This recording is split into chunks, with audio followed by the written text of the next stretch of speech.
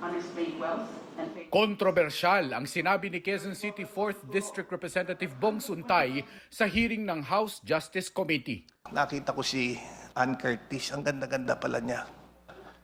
You know, may desire sa loob ko na nag-init talaga. Na-imagine ko na lang kung anong pwedeng mangyari. Pero siyempre, hanggang imagination na lang yon.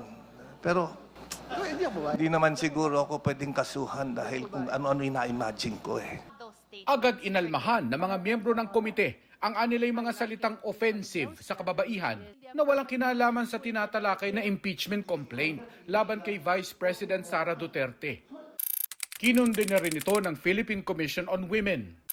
Insulto daw ito hindi lang sa aktres na si Ann Curtis, kundi sa bawat babaeng Pilipino na nakaramdam na hindi sila ligtas dahil sa pananalita ng mga nasa kapangyarihan.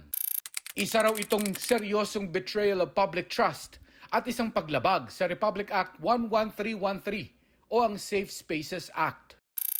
Public apology naman ang hinihingi ni Gabriela Party List Representative Sara Ilago dahil ang pagbabahagi daw ni Suntay ng kanyang imahinasyon tungkol sa isang babae ay tahasang pambabastos. Ang mas nakakadismaya raw, sabi ni Quezon City Joy Belmonte, majority floor leader pa naman daw si Suntay ng Konseho ng Lungsod noong ipinasa nila ang bawal bastos ordinansa laban sa mga mahalay, malisyoso at mapanlait na salita at gawa. Ang sabi ni Suntay, wala raw mali siya ang kanyang mga sinabi tungkol kay Curtis at inilarawan lang niya ang kanyang punto sa pagtanggol kay Vice President Sara Duterte na nahaharap sa impeachment complaint kung bakit hindi pwedeng parusahan ng isang tao dahil lang sa kanyang iniisip. Matapos sa mga pambabatikos, nagsorry si Suntay kay Curtis. Pero nanindigan siyang taken out of context ang kanyang sinabi. Kaya that analogy was not meant maliciously.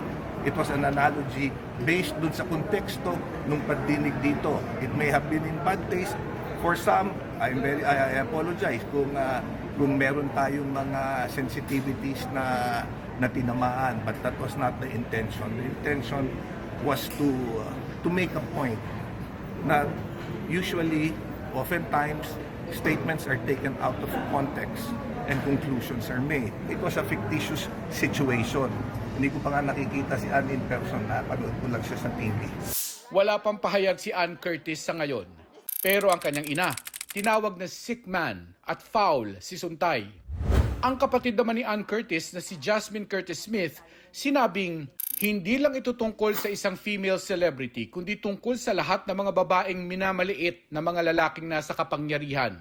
Kapag ang isang congressman daw ang nagsalita tungkol sa kanyang pagnanasa at imagination tungkol sa isang babae, pinalalakas daw nito ang kultura kung saan tinatrato ang mga babae bilang isang bagay na ginagamit, pinagpapantasyahan at ginagawa ng komentaryo sa halip na isang buong tao na may kakayahang magdesisyon, mag-isip at pamahalaan ng sarili.